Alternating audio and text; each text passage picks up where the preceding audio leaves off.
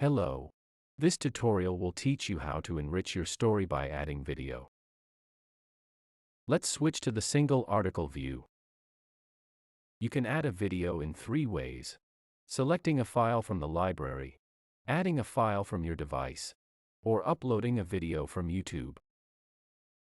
To add a video from the library, click here and select your file. If you want to add a completely new video, click this button and select Workflow. Next, click Browse or drag files to add them. All videos can be found in this list. You can filter them with the filters on the left, or search by keywords using the search engine at the top. Select the video you want to add to the story. When you open a video panel, you can edit and update all the info, description, image, etc., right from Story Editor. You can change the title of the video. To finish adding video, click button Done. Great!